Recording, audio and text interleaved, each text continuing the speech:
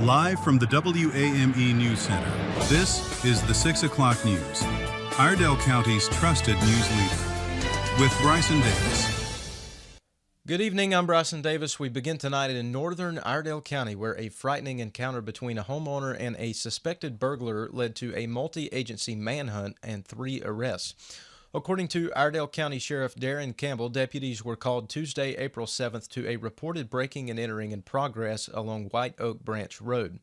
When the homeowner arrived, they discovered a suspect actively stealing items and loading them into a pickup truck. Authorities say the suspect, described as wearing camouflage, was confronted at the scene before turning off into a nearby wooded area. Deputies quickly responded, securing the home and setting up a perimeter to prevent the suspect from escaping. Additional resources were called in, including detectives, crime scene investigators, K-9 units, and even a drone to assist in the search. During that search, a nearby resident reported seeing 2 suspicious individuals emerging from the woods near Old Moxville Road. Deputies responded and located Adam High and Cadence Daniel, both covered in mud. Investigators say High matched the description given by the homeowner. As the investigation continued, detectives gathered additional evidence linking both individuals to the break-in. A third suspect, identified as 46-year-old Michael Elam of Statesville, was also connected to the case. High was arrested at the scene and is being held without bond due to being on pre-trial release for similar offenses. Daniel received a $15,000 secured bond. Elam was later located and arrested, and he is currently being held under a $10,000 secured bond. All 3 suspects are now facing felony breaking and entering and felony larceny after breaking and entering charges. In Alexander County, 2 Taylorsville men are also behind bars following a break-in investigation in the Bethlehem community. The Alexander County Sheriff's Office says the arrests stem from a March 2026 incident involving property damage and stolen items. Authorities have identified the suspects as 45-year-old Brian Dale Johnson and 48-year-old James Edward Kavak. Both men are charged with breaking and entering, conspiracy to commit felony larceny, larceny after breaking and entering, and causing damage to both personal and real property. Investigators say the case remains part of an ongoing effort to address property crimes in the area, which continues to be a concern for residents. Johnson and Kovac are currently being held at the Alexander County Detention Center under a $55,000 secured bond. Their first court appearances are scheduled for April 13th.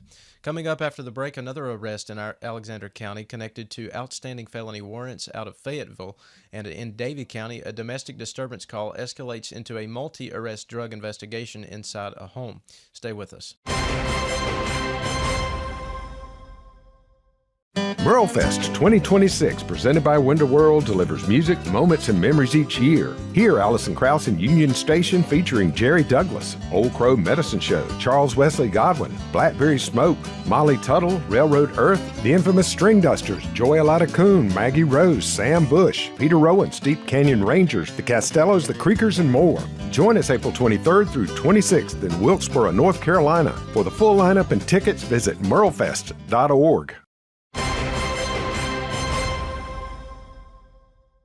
Welcome back. A Taylorsville man is now in custody in Alexander County after authorities served him with outstanding warrants from Fayetteville. Officials say 33-year-old Brandon Kyle Packer, who lives on Old Landfill Road, was taken into custody Tuesday, April 7th. Those warrants, issued by the Fayetteville Police Department, charged Packer with felony obtaining property by false pretense in Cumberland County. After his arrest, Packer was transported to the Alexander County Jail, where he remains in custody. Authorities say he is awaiting transfer to Cumberland County, where he will face those charges. A domestic disturbance in Davie County has led to multiple arrests and the discovery of illegal drugs inside a home in Advance. According to Sheriff J.D. Hartman, deputies were called to a residence on Junie Bucamp Road on April 6 in reference to a reported physical disturbance. When deputies arrived, they found a female victim suffering from a fractured arm, which investigators say was the result of a domestic violence assault. Authorities identified the suspect as 32-year-old Cody Bell of Salisbury. Bell was located away from the home, detained, and later admitted to using methamphetamine. Deputies also noted that he appeared to be under the influence at the time. While on scene, deputies conducted a search of the residence and observed drug paraphernalia throughout the home. Additional individuals were also located inside, including 57-year-old Cedric Jones of Winston-Salem, who was wanted on an outstanding order for arrest in Davie County. Investigators also identified 65-year-old Henry Watson Dolan Jr. of Advance and 60-year-old Rebecca Purtle of Moxville inside the residence. The Davie County Sheriff's Office Narcotics Division was called in and later obtained a search warrant for the home.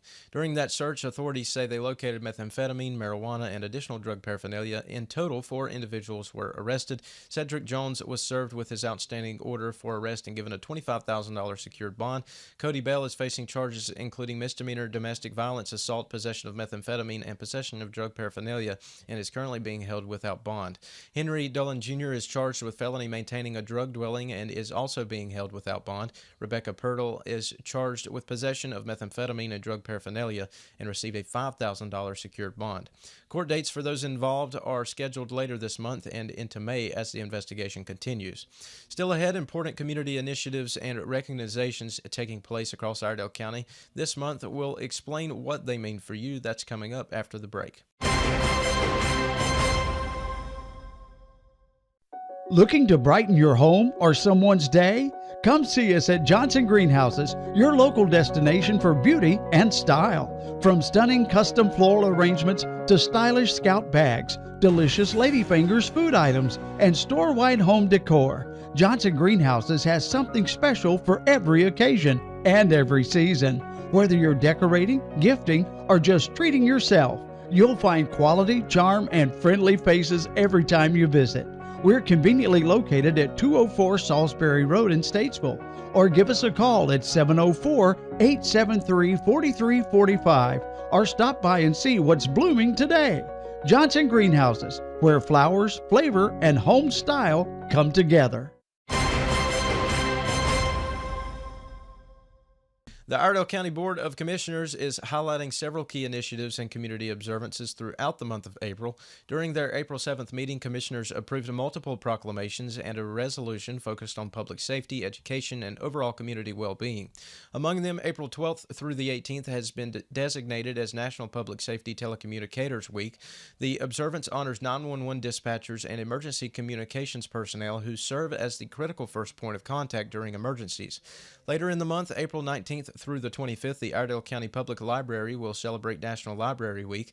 This year's theme, Find Your Joy, encourages residents to explore library programs, resources, and services designed to support both personal growth and community engagement.